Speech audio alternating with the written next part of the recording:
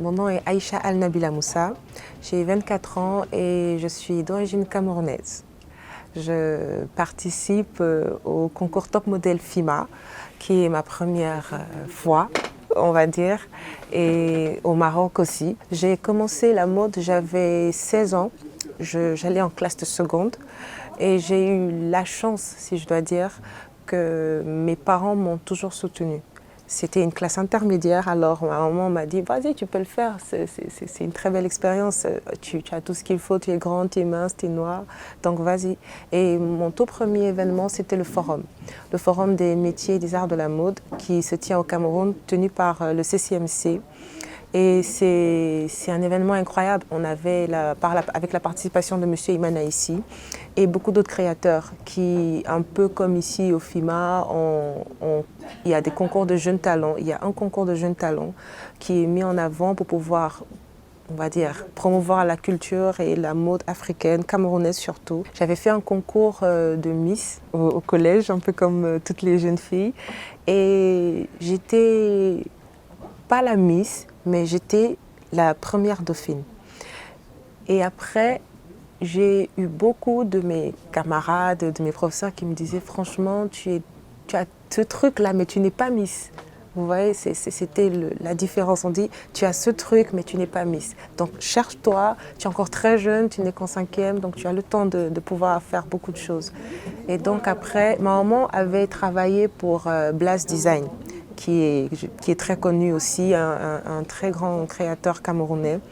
Et plus jeune, elle avait déjà aussi ce petit truc de jeune femme très belle, très élégante. Et travailler pour un designer comme ça, c'était une très belle expérience pour elle. Alors, quand j'ai pu avoir, on va dire, l'âge mature, de distinguer le bien du mal, elle m'a proposé Adio Ali, avec qui elle avait aussi travaillé et qui est, on va dire, un de ses neveux.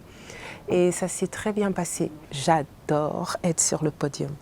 C'est là où je me sens. Je suis vraiment moi, vous voyez. C'est comme, je sais pas, ça a été une révélation. Parce que ça m'a vraiment permis de sortir de mon petit cocon, si je dois dire, de ma zone de confort. C'était vraiment un plus. Ça a ajouté de la plus-value à ma vie, si je dois dire. Ça m'a vraiment donné l'impression de faire les choses bien. Et je me suis dit, voilà, tu es à ta place, tu as trouvé ton truc, fais-le, mais fais-le bien. Parce que au Cameroun, ce n'est pas un métier qui est vraiment connu, ce n'est pas un métier que les gens mettent vraiment en avant. Depuis le départ, j'ai porté une collection de Alphadi vu que je fais le concours Top Model et c'était très beau, c'était plaisant. Pour une fois, de porter du Alphadi, c'était vraiment magnifique.